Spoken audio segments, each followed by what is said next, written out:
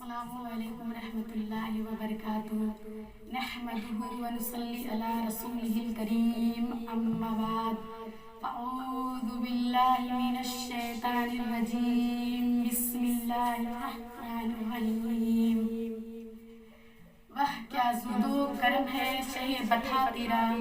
وہ کیا زود و کرم ہے شہ بتا تیرا نہیں سنتا ہی نہیں مانگنے والا تیرا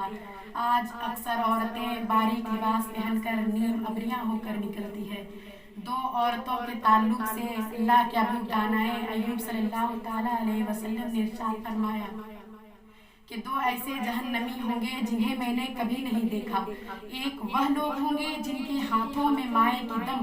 جسے کوڑے ہوں گے جس سے وہ لوگوں کو ماریں گے، اور دوسری قسم وہ عورت ہوں گے جو لباس پہنی ہوں گی مگر ننگی، دوسروں کو مائل کرنے والے، خود دوسرے کے جانب مائل ہونے والے، ان پر سرسکتی اور اونٹ کے کوہان جیسے مٹکتے ہوئے کہ وہ نہ جنت میں جائیں گے نہ اس کی خوشبو پاس آئے گی، جبکہ اس کی خوشبو اتنی مسافیت سے محسوس کی جائے گی۔ یعنی وہ عورت ایسی ہوں گی جو لباس پہنیں گی مگر ننگی، یعنی بدن کے کچھ حصے چھپائے گی تو کچھ کھلا رکھے گی، یعنی اتنی باریک لباس پہنے گی کہ رنگ صاف نظر آئے گی اور اترا اور مٹک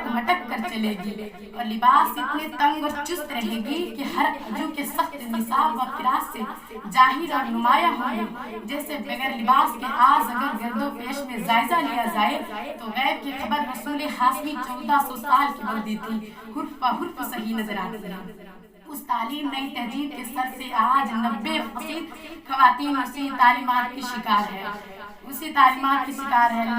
لباس و فہم و تہذیب کا شکار ہے۔ طرز و تہذیب کی زندگی اپنا کر نہ صرف زندگی میں اپنے عزت و عظمت کا چراغ بجھ کیا ہے بلکہ آخرت میں اپنے لیے جنت کو ایسا حرام کر لیا ہے کہ اس کی خوشبو تک بھی یسیر نہ ہوگی۔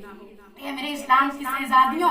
ایک زمانہ وہ بھی تھا کہ تمہارے حسن کا لہک جھلک دیکھنے کے لیے باقی جھکے بھی ترس جاتے تھے، اور آج تمہارا دیدار اتنا بے قیمت ہو گیا ہے کہ تمہارے جسم کی نمائش گلی کوچوں بازاروں اور پارکوں میں آزاد گھوم رہی ہے۔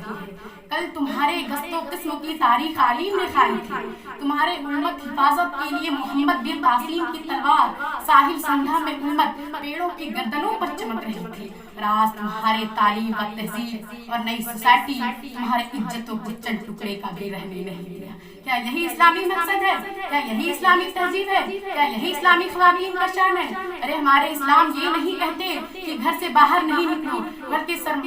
پردے میں نکلو، شرمایا کرو، اپنے انگ کو کپڑے میں ڈھکو تاکہ عزتوں و عظمت کی چھپا لو۔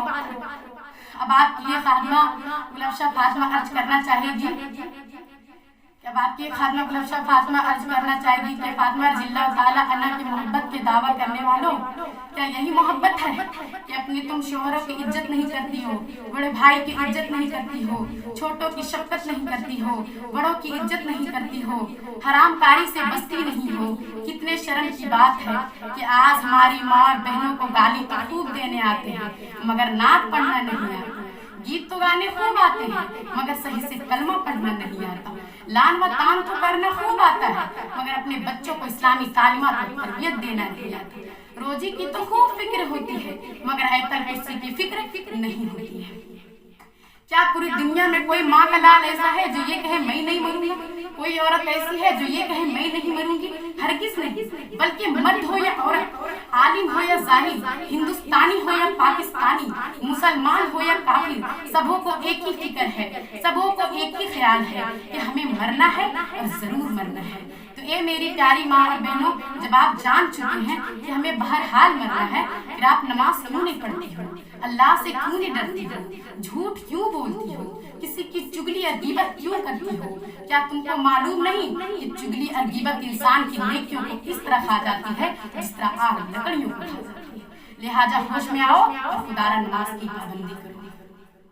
اے میری اسلام کی شہزادیوں، اگر خوشحالی چاہتی ہو تو نماز پڑھو، کامیابی چاہتی ہو تو نماز پڑھو، جنت میں جانا چاہتی ہو تو نماز پڑھو، جہنم کی آگ سے بچنا چاہتی ہو تو نماز پڑھو، اپنی آرزو کی تکمیل چاہتی ہو تو نماز پڑھو، اپنے اولاد کی فرما برداری چاہتی ہو تو نماز پڑھو، مدینہ منورہ میں حاضری رکھتی ہو تو نماز پڑھو۔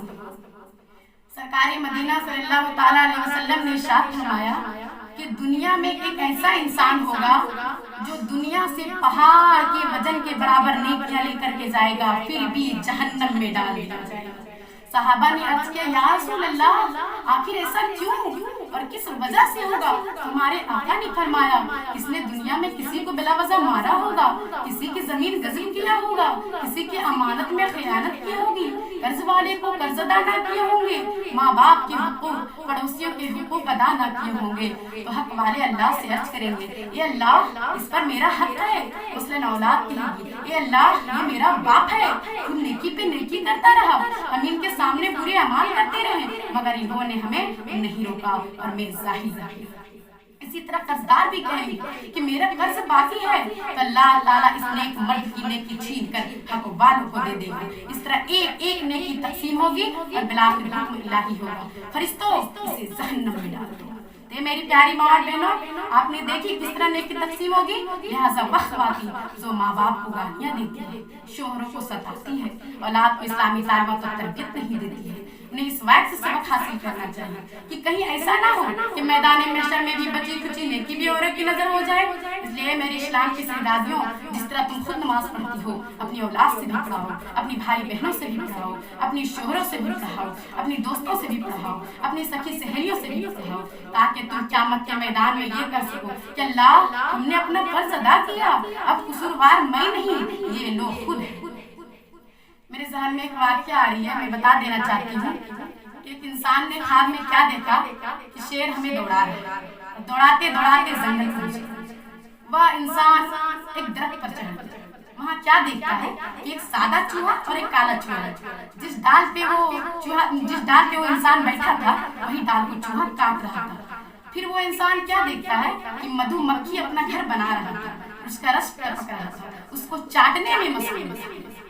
پھر وہ انسان اس درخت سے گڈھے میں گرا تو کیا دیکھتا ہے کہ جس کے ڈر سے ہم اس درخت پر چڑھے وہ شیر تو یہی بیٹھا ہوا ہے۔ جب نیند سے بیدار ہوا تو عالم صاحب کے پاس گئے اور بولے حضرت میں نے خواب دیکھا، اس کا تعبیر بتا دیجیے۔ عالم صاحب بولے کہ جو شیر تمہیں دوڑا رہا تھا وہ شیر نہیں، وہ تمہارا ملک الموت تھا۔ جس ڈال پہ تم نے سادہ چوہا اور کالا چوہا دیکھا، وہ سادہ چوہا اور کالا چوہا نہیں، وہ سادہ چوہا اور کالا چوہا نہیں، وہ تمہارا دن اور رات کٹ رہی تھی۔ جس مدھو مکھی کا رس تم نے چاٹ رہا تھا، وہ مدھو مکھی کا رس میں تمہاری دنیا الجھن تھا، اور جسے تم شیر سمجھ رہا تھا وہ شیر نہیں، وہ ایک اژدہا سانپ تھا۔ دنیا میں ہم کو اور آپ کو کرنا کیا چاہیے، کرتے کیا ہے؟ کل حشر کے میدان میں قیامت کے دن میں یہ نہیں پوچھا جائے کہ بہار شریف گئے کہ نہیں، اجمیر شریف میں چادر چڑھائے کہ نہیں، رانی گنج گئے کہ نہیں، سما محفل کیے کہ نہیں، لنگر کھانے کھلائے کہ نہیں، پیر صاحب کے ہاتھ پاؤں دبائے کہ نہیں، نذرانہ سذرانہ دیے کہ نہیں، یہ سب کچھ بھی نہیں پوچھا جائے گا۔ تو آخر کیا پوچھا جائے گا کہ آپ اس دنیا میں گئے تو عبادت کیے کہ نہیں، نماز پڑھے کہ نہیں، قرآن پڑھے کہ نہیں، سجدے میں سر جھکائے کہ نہیں، رات کی اسی بات پر کیس کو رفع دفع کر دیا جائے گا۔ میری پیاری ماں اور بہنوں، میرے اسلامی خواتینوں اور مسلمانوں بھائی بہنوں، میری طرف سے رمضان مبارک مبارکباد ہو۔ السلام علیکم ورحمۃ اللہ وبرکاتہ۔